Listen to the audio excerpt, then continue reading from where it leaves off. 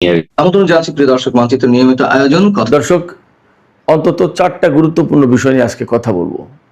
প্রথম আলোচনা করব, আজকে ইরান এবং আমেরিকার মধ্যে আবার পাল্টাপাল্টি হামলা হয়েছে।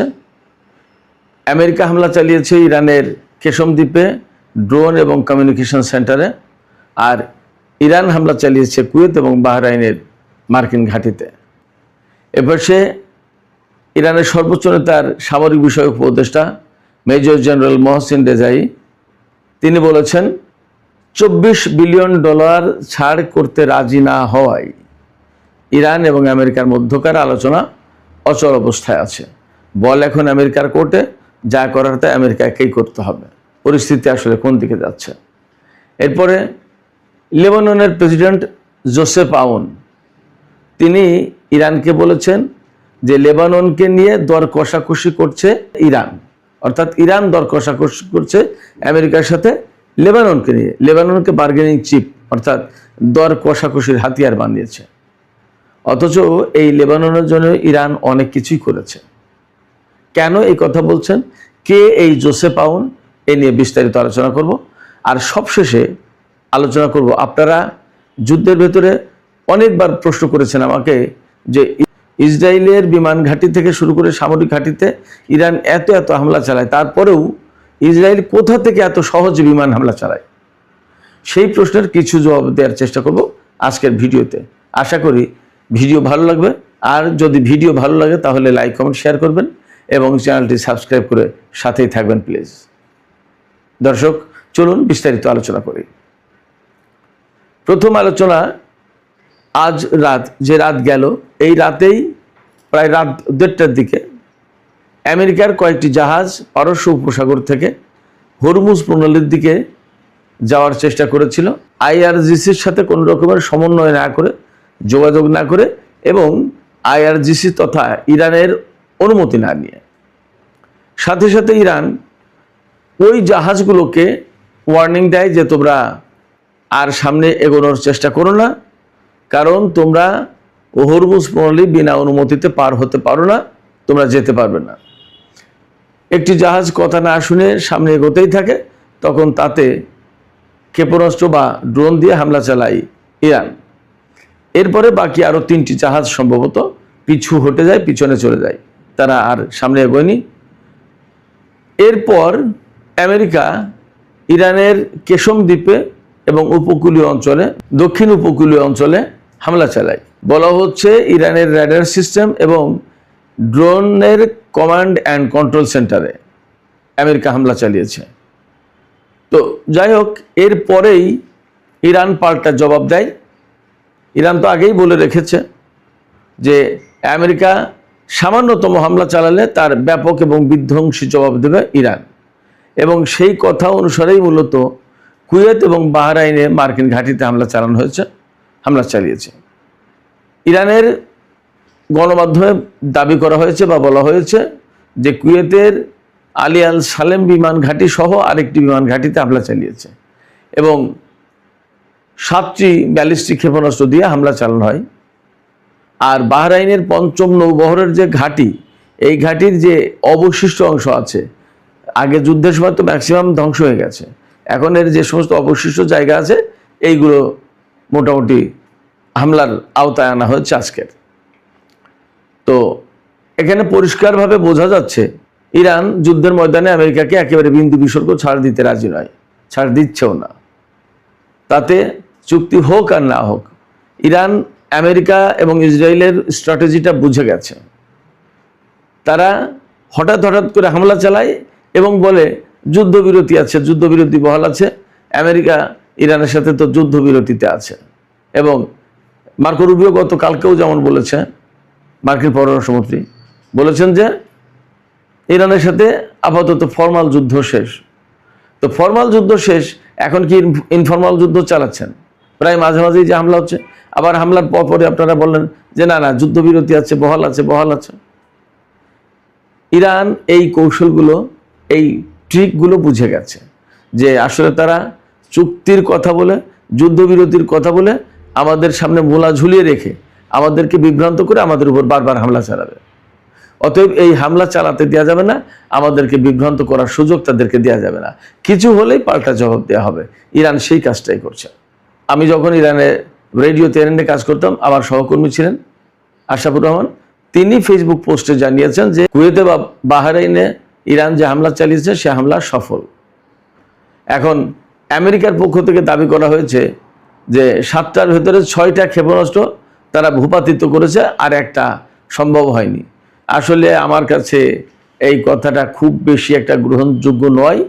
আবার আশরাফুর রহমান যেহেতু বলছেন যে সফল হামলা, তাহলে আসলে দেখা যায় কি হয়েছে, একটু অপেক্ষা করে কি হয় দেখা যাক। তবে আমি আপনাদেরকে একটা কথা বলে রাখি, যুদ্ধের সময় আমেরিকা কিন্তু ইরানের একেবারে বিমান ঘাঁটি শেষ, বিমান বাহিনী শেষ, নৌবাহিনী শেষ, নৌবাহিনীর যুদ্ধ জাহাজ শেষ, ইরানের ক্ষেপণাস্ত্র, লঞ্চার, ক্ষেপণাস্ত্র সব শেষ করে দিয়েছিল। ডোনাল্ড ট্রাম্প তো বলেছিলেন যে আমরা যুদ্ধে জিতে গেছি, আমরা বিজয়ী, একের বহু কিছু। কিন্তু পরবর্তীতে দেখা গেছে যে আসলে তার যে কথা বা আমেরিকার বাহিনী যে সমস্ত দাবি কথাবার্তা যা বলেছিল, তার অনেক কিছুই আসলে ভুল বা অসত্য ছিল। কেমন, এটা আমরা ধরে নিতে পারি যে যুদ্ধের একটা কৌশল। যুদ্ধের কৌশল মানে, যুদ্ধের কৌশল বলতে আমি এইটা বোঝাচ্ছি যে যুদ্ধের সময় এক পক্ষ আরেক পক্ষের ব্যাপারে অনেক কথাই বলে, তবে একটা ব্যাপার আছে, নীতি নৈতিকতার তো একটা প্রশ্ন আছে। নীতি নৈতিকতা বাদ দিয়ে তো ঢালাওভাবে সব কিছু বলা যায় না, করা যায় না। বাট আমেরিকা এই নীতি নৈতিকতার বালাই রাখে না, যেখানে মানুষ হত্যা আমরা তো দেখেছি, পৃথিবীর বহু জনপদে গণহারে মানুষ মরেছে না মার্কিন হামলায়, বা এখনো মরছে না। এই যে মিনাব শহরে যে স্কুলে যে হামলা চালালো ইরানের হামলার প্রথম দিনেই, এবং যে সমস্ত মানুষ এই পর্যন্ত মারা গেছে যুদ্ধে, তারা কয়জন সামরিক লোক ছিল, সামরিক ব্যক্তি ছিল? বেশিরভাগ কিন্তু বেসামরিক, এমনকি নারী শিশু প্রচুর পরিমাণে। ইসরায়েল গাজায় লেবাননে কি করেছে আমরা তো পরিষ্কার দেখেছি। তো সেই জায়গা থেকে আমরা বলতে পারি যে তাদের ভেতরে আসলে যুদ্ধের নীতি নৈতিকতা থেকে শুরু করে স্বাভাবিক নীতি নৈতিকতা অনেক ক্ষেত্রেই কম।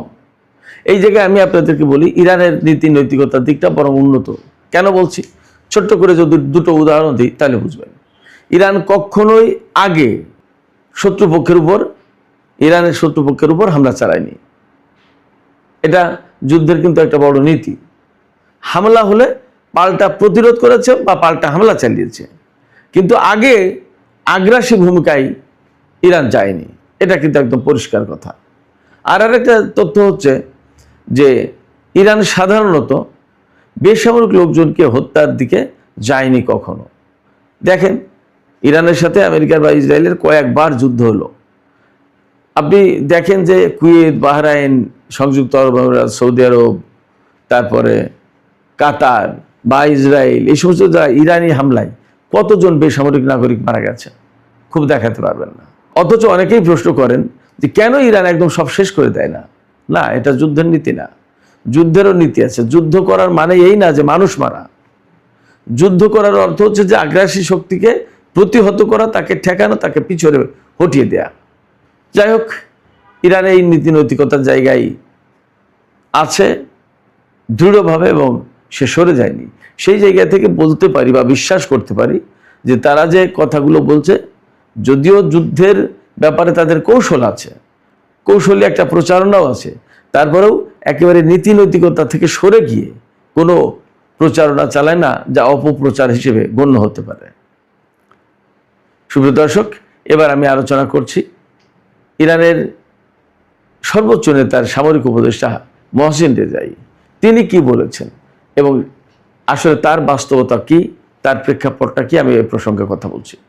মহসিন রেজাই বলেছেন, আমেরিকার হাতে ইরানের অন্তত $24 বিলিয়ন সম্পদ জব্দ করা আছে, আটক আছে। এই $24 বিলিয়ন অবশ্যই ছেড়ে দিতে হবে, মুক্ত করতে হবে। যতক্ষণ পর্যন্ত মুক্ত না করা হচ্ছে ততক্ষণ পর্যন্ত আমেরিকার সাথে ইরান কোনো চুক্তিতে যাবে না। ইরান এই জায়গায় একটু ছাড় দিয়েছে। ছাড়টা এরকম যে চুক্তির পরপরই, অর্থাৎ একদিন পরেই সম্ভবত বা 24 ঘন্টার ভেতরে ইরানকে 12 বিলিয়ন বা $1200 কোটি ছাড় করবে, আর বাকিটা একটু সময় নিয়ে। তারও একটা সুনির্দিষ্ট সময়সীমা আছে। তো মহসিন রেজাই তিনি হচ্ছেন ইরাক ইরান যখন যুদ্ধ চলেছে তখন তিনি আইআরজিসির প্রধান কমান্ডার ছিলেন, মেজর জেনারেল পদে তিনি উন্নীত হয়েছিলেন। এই মেজর জেনারেল মহসিন রেজাই তিনি বলছেন যে আমেরিকার কাছে যে এই $24 বিলিয়ন অর্থ জব্দ করা আছে, এই সম্পদ না ছেড়ে দেওয়া পর্যন্ত ইরান আমেরিকার সাথে চুক্তিতে যাবে না। এবং এটা ঠিক যে ইরান যা বলছে তার বাইরে কিন্তু তারা যাচ্ছে না। সেক্ষেত্রে আমেরিকাকে যদি চুক্তি করতে হয় তাহলে এই সম্পদ ছেড়ে দিতে হবে। আর এই সম্পদ যদি না ছাড়া হয়, অবমুক্ত না করা হয়, তাহলে কিন্তু চুক্তি হবে না। আর চুক্তি না হলে কি হচ্ছে তা তো আমরা জানি। আমেরিকার প্রতিদিন বিপুল পরিমাণে কোটি কোটি ডলারের খরচ যাচ্ছে পারস্য উপসাগরীয় এলাকায় যুদ্ধজাহাজ, সাবমেরিন এবং সামরিক সদস্যদের মোতায়েন রাখার কারণে, তাদের আহার, খাবার দাবার, নিরাপত্তা, চিকিৎসা, আরও বহু কিছু। প্রতিক্ষণ ইরানের হামলার থেকে নিজেদেরকে রক্ষার জন্য প্রস্তুত রাখা, মাঝে মাঝে হামলা চালাতে হচ্ছে, এই সমস্ত সব কিছু মিলে হরমুজ প্রণালী এলাকায় আমেরিকার যে তৎপরতা আছে তার পিছনে প্রচুর টাকা খরচ হচ্ছে। আমেরিকার অর্থনীতিও অবশ্যই চাপের মুখে পড়েছে। শুধুমাত্র যে ইরানের অর্থনীতি চাপের মুখে পড়েছে, নট দ্যাট, আমেরিকার অর্থনীতিও চাপের মুখে পড়েছে। সেখানে পণ্যের মূল্য বেড়ে গেছে, গ্যাসের মূল্য বেড়ে গেছে, তেলের মূল্য বেড়েছে, জনজীবনের যে স্বাভাবিক যে ব্যয় সেইগুলো বেড়ে গেছে। তারপরে আপনার পণ্য পরিবহন খরচ বেড়েছে। আলটিমেটলি সমস্ত সব জায়গায় এর প্রভাব পড়েছে। শুধু কি ইরান এবং আমেরিকা, সারা বিশ্বে এর প্রভাব পড়েছে। বিশ্ব অর্থনীতি এখন ভীষণভাবে হিমশিম খাচ্ছে, কঠিন অবস্থার মুখে। আমাদের বাংলাদেশেই কত রকমের ঝামেলা, তেল এবং বিদ্যুতের দাম বাড়াতে হয়েছে, এরকমভাবে বিভিন্ন দেশে একই অবস্থা। সেই জায়গায় সারা বিশ্বের অর্থনীতিকে বাঁচাতে হলে, সারা বিশ্বের খাদ্য মজুদ, খাদ্যের যোগান বা পণ্যের স্বাভাবিক প্রবাহ যদি ঠিক রাখতে হয়, তাহলে আমাদেরকে এই সংকট থেকে উত্তরণ ঘটাতে হবে। এই সংকট থেকে মুক্তি পাওয়া জরুরি।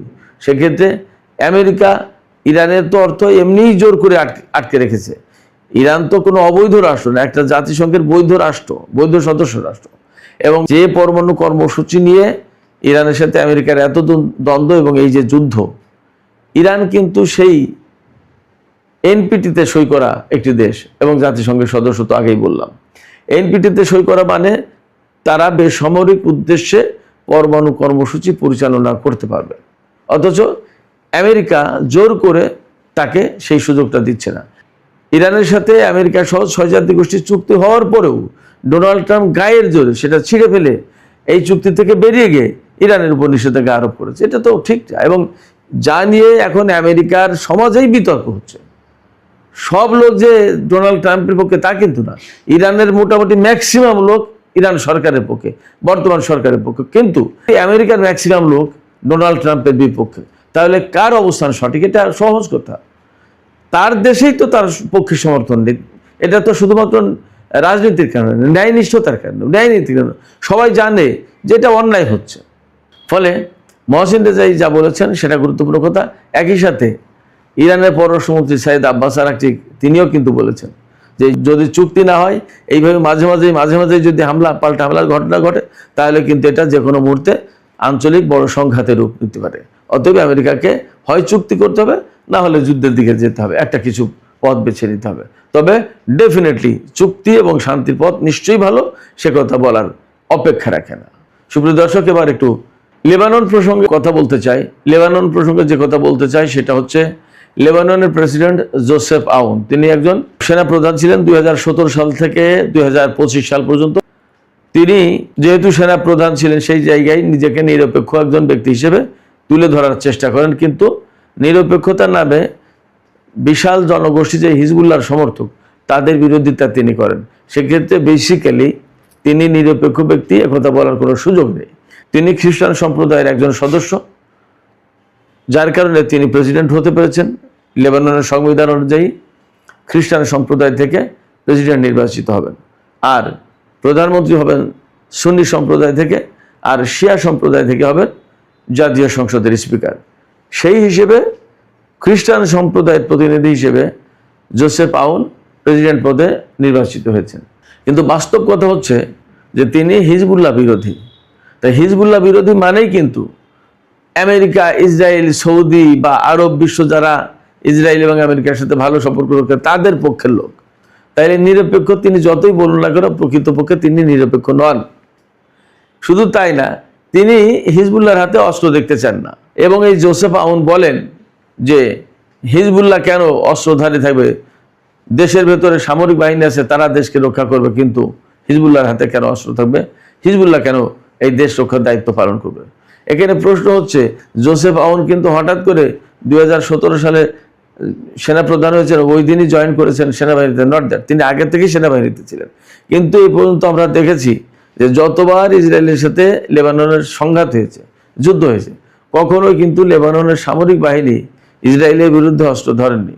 এই সমস্ত জেনারেল জোসেফ আউনদের মতো লোকদের কমান্ডিং অফিসার হিসেবে থাকার কারণে, তিনি সেনাপ্রধান হিসেবে ছিলেন, তিনি হিজবুল্লাহ বিরোধী। অতএব ইসরায়েল যতই লেবাননের সাধারণ নাগরিকদের উপর হত্যা করুক, হামলা করুক, তিনি কিন্তু তার বিরুদ্ধে, অর্থাৎ ইসরায়েলের বিরুদ্ধে কোনো সেনাবাহিনীর সদস্যকে যুদ্ধ করার অনুমতি দেননি।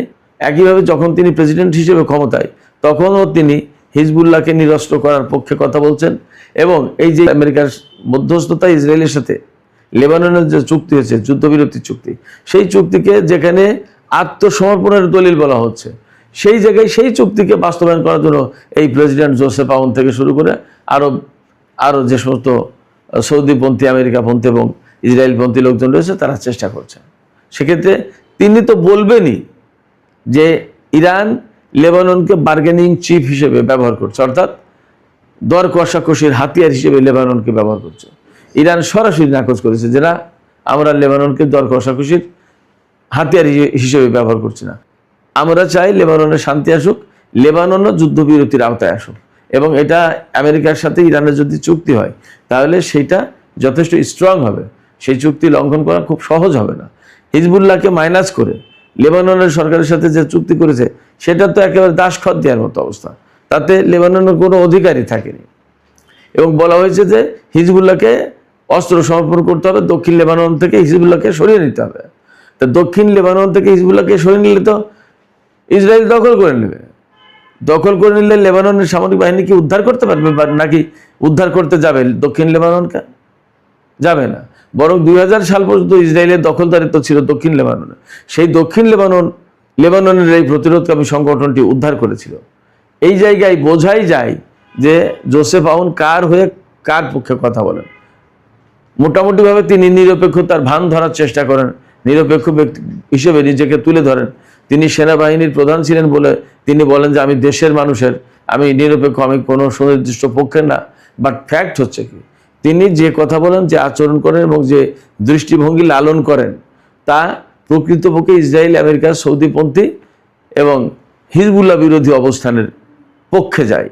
সেক্ষেত্রে তিনি যে কথা বলছেন, তিনি এটা বলতেই পারেন, কারণ ইরানের যে তৎপরতা বা লেবাননের প্রতিরোধকামী সংগঠনটি এ পর্যন্ত যা করছে, তা মূলত ইসরায়েল, আমেরিকা এবং সৌদি আরবের স্বার্থের পক্ষে যায়।